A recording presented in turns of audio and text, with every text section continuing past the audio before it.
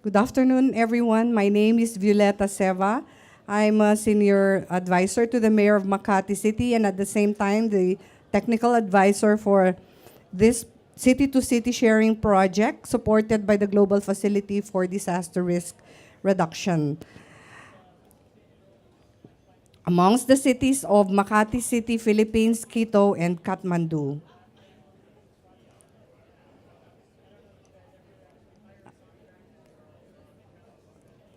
The city-to-city cooperation modality is, I believe, a very good way to transfer knowledge from one city to another.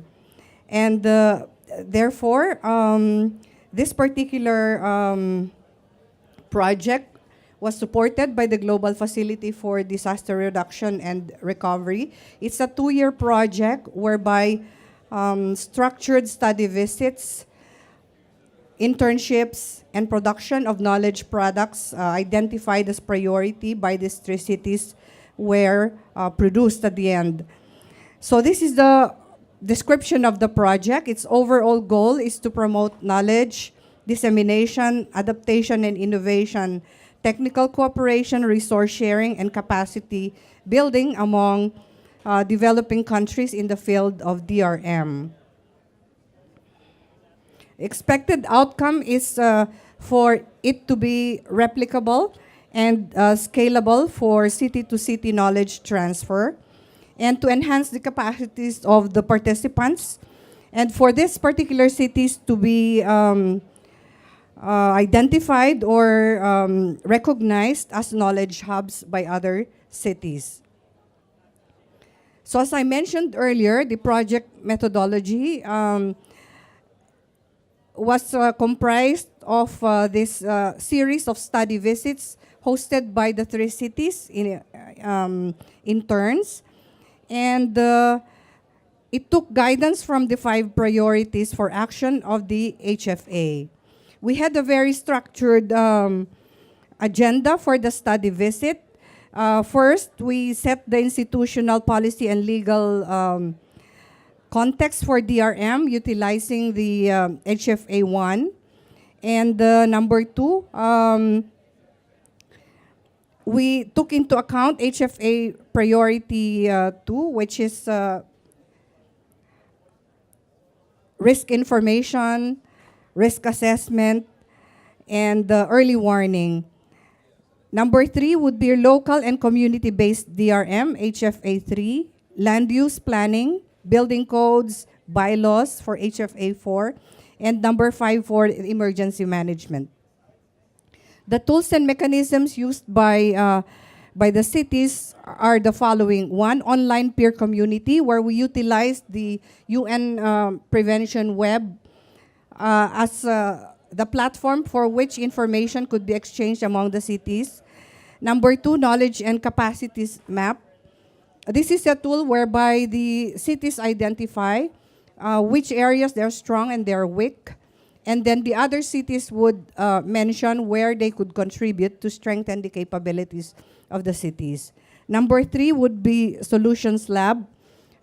This pertains to the group exercises where they resolve problems that have been identified and also agree on future peer collaboration. These are the knowledge products that were produced. They are model templates for risk-sensitive land use planning, emergency operations plan, public awareness campaign plan, and disaster risk management profile. These are very simple tools that cities can refer to so that when they prepare the risk-sensitive land use plans or zoning ordinances for that matter, then they can just take a look at it and see what is missing. The other knowledge products that were produced are identified sound practices. So in the case of Makati, for instance, we were able to document the Emergency Operations Center and community-based DRM. For Quito, the resettlement project and GIS-based atlas of hazards. And Kathmandu, land pooling and urban regeneration techniques for the city. Future areas for collaboration that were identified was for the development of a GIS-based atlas of hazards. In the case of Makati, they were taught by their counterparts from Quito on how to produce a GIS atlas. Number two, building code enforcement. Again, the cities thought that they encounter so much difficulty in enforcing building codes, so they agreed among themselves to come up with some kind of a guideline for building code enforcement. Number three are manuals for creation of community emergency response teams. So this is an example of an RSLUP and RSZO model template. And this is also your model template on how to produce an emergency operations plan for a city. The third one is how to prepare your public awareness campaign plan. So these are, as you can see, these are all very, very practical tools and simple ones.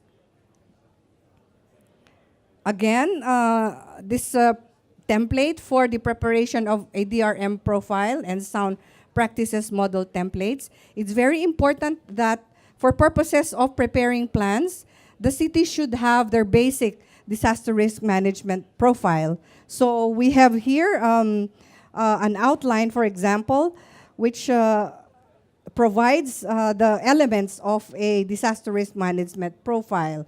You would have the city context, the legal and institutional arrangements for DRM, IEC early warning system, public awareness and outreach, sustainable land use and public infrastructure, EMS or the emergency management system, and some recommendations and future components for priority action. So these are the areas for future collaboration amongst among these three cities. The development of city GIS Atlas, for which Quito provided some technical assistance to Makati. Guidance note on building code enforcement. This was also produced already and it's going to be shared via some publications. And guidance note on creation of community emergency response team. The implementing mechanism for the project was structured in this manner. We had some kind of a steering committee composed of the 3 mayors and 1 technical advisor. And then we had the PMO, or the Project Management Office, managed by Makati City, where we appointed a project director and some of the support staff. But on the other side, we had the specialists. 1 for land use, risk-sensitive land use planning, 1 for public awareness or communications expert, and a 3rd one on emergency management. So for this particular project, we were awarded a City-to-City Award Cooperation category by CityNet in its 25th anniversary celebration in 2012 in Surabaya, Indonesia. So I think these 3 cities are now ready to share whatever they have learned with other cities in the developing world. And if you would want to have some more information about these products, please get in touch with us. I have here some brochures or some materials that you can have after the presentation. So at this point, if you have any questions, I'd be more than happy to answer them.